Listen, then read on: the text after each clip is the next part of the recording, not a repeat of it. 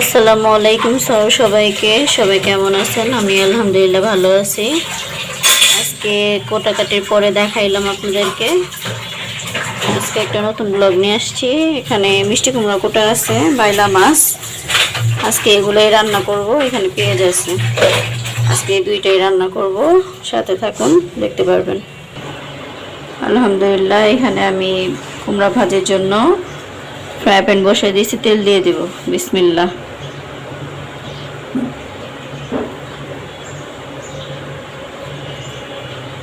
রসুন থেতলে নিছি, রসুন দেব।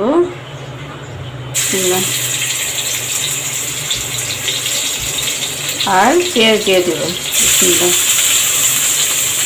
শুকনো মরিচ আমি আগে দিয়ে দিছি,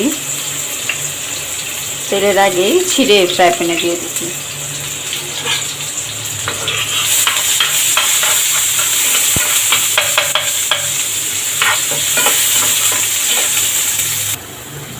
পেঁয়াজটা লাল হয়ে গেছে একটু হালকা।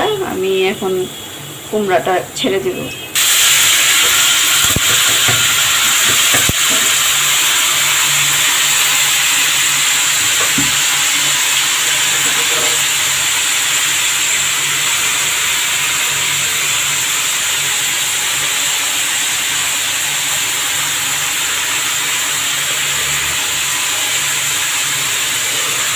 এটার মধ্যে আমি কোনো ধরনের মশলা দেব না, মানে হলুদ গুঁড়া, মরিচ গুঁড়া এগুলো দেব না।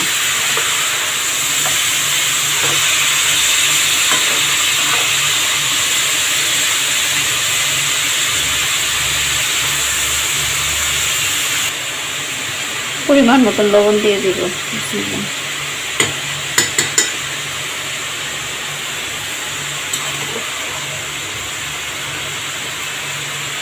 ঢেকে দেব। ঢেকে দিলেই এটা নরম হয়ে যাবে। এখানে ভাত বসানো আছে, ভাতও হয়ে আসতেছে।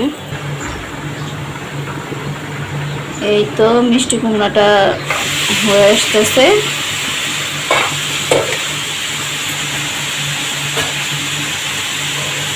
কালারটা দেখেন কত সুন্দর হয়েছে।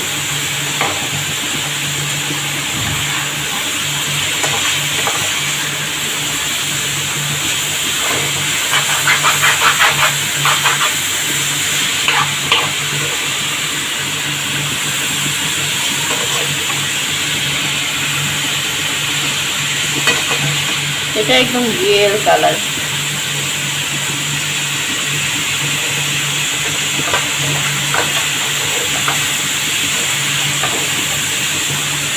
আর এখানে ভাতটা হয়ে আসতেছে, একটু করে ঠিকা দিয়ে দিব। মিষ্টি কুমড়া ভাজিটা হয়ে গেছে। দুটো কাঁচামরিচ দিয়ে দিলাম, একটু পরে নামাই নেব। আর এখানে হচ্ছে বাইলা মাছ রান্না করবো, এটার জন্য কড়াই বসাই দিছি। তেলটা ছেড়ে দেব। বিসমিল্লাহ। তেলটা গরম হলে পেঁয়াজটা ছেড়ে দেব। তেলটা গরম হয়ে গেছে, পেঁয়াজ ছেড়ে দেব। বিসমিল্লাহ। পেঁয়াজের পরিমাণটা একটু বেশি দেব, কারণ ঝোল করবো তো, ঝোলটা আমি একটু ঘন করবো। পেঁয়াজের সাথে সাথে একটু আদা রসুন দিয়ে দেবো। এই তো মিষ্টি কুমড়া এখানে হয়ে গেছে। আলহামদুলিল্লাহ চুলাটা বন্ধ করে দেবো। এদিকে তেল উঠে গেছে। আর এই পাশের চুলায় এখন আমি এটা এনে দিছি, চেঞ্জ করে ফেলছি পাতিলাটা, কারণ এই চুলার মধ্যে একটু তাপটা বেশি, ওটার মধ্যে একটু কম। এই কারণে পেঁয়াজটা একটু লাল লাল হলেই মশলা টশলা দিয়ে দিব।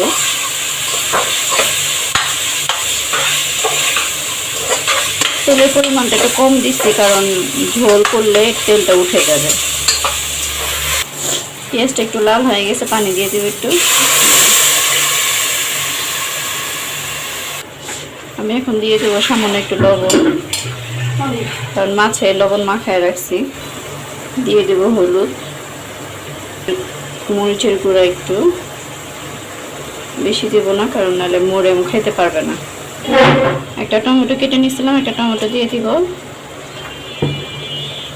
পেঁয়াজটা নরম হলে, কষানো হলেই মাছটা ছেড়ে দিব। এই তো পেঁয়াজটা কষানো হয়ে গেছে, পেঁয়াজের থেকে তেল বের হয়ে গেছে। এখন মাছটা ছেড়ে দিব। বিসমিল্লাহ। মাছটা ছাড়ার সাথে সাথে একটু নাড়াচাড়া করতে হবে, কারণ সিদ্ধ হয়ে গেলে নাড়াচাড়া করা যায় না, ভেঙে যায়।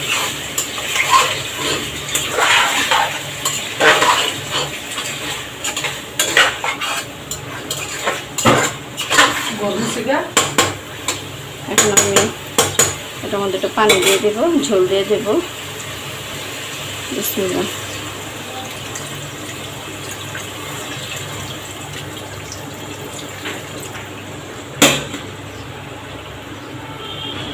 এই তো আলহামদুলিল্লাহ ঝোল দিয়ে দিছি, পানি দিয়ে দিছি ঝোলের জন্য।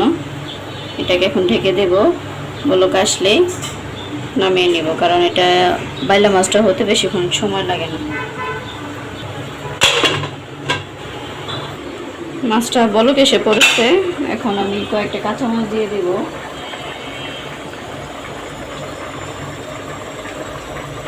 ধনিয়া পাতা নাই, ধনিয়া পাতা থাকলে দিতাম, আর গাছের গুলি বড় হতে হবে, তাহলে গাছ থেকে এনে দিতাম। বাইলা মাছের তরকারিটা হয়ে গেছে, কমায় রাখবো এখন, তেলটা উঠুক। এই তো আলহামদুলিল্লাহ রান্না করা শেষ। এখানে বাইলা মাছটাও হয়ে গেছে, আর এখানে সালাদ। আজকে আমি সালাদ খাবো, ভাত খাবো না। এই তো ভাত হয়ে গেছে আলহামদুলিল্লাহ। রান্না করা শেষে এখন খেতে বসলাম। এই যে এখানে মিষ্টি কুমড়া ভাজি নিছি, 2টা মাছের বাইলা মাছ নিছি 2 টুকরা, আর এখানে হতেছে সালাদ। সালাদের মধ্যে পেঁয়াজ, টমেটো, তারপর কাজু বাদাম, তারপরে কিশমিশ, আর হচ্ছে একটু বাটার দিছি, তারপরে পেস্তা বাদাম, অনেক কিছু মিলাইছি। টমেটো দিছি, তারপরে লেবু কেটে দিছি, লেবুটা চিপড়াই দিছি। এখন থেকে ভাত খাবো না, কতদিন ভাত বন্ধ রাখছিলাম, তো খাই।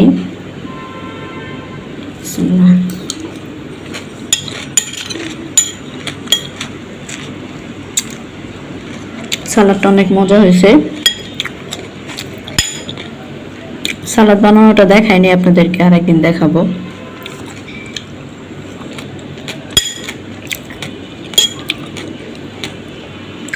এটা হচ্ছে ডুমুর 3 ফল, একটু কেটে দিয়েছিলাম। তো কষ্ট করে ভিডিওটা দেখার জন্য ধন্যবাদ। আল্লাহ হাফেজ, আজকে এই পর্যন্তই।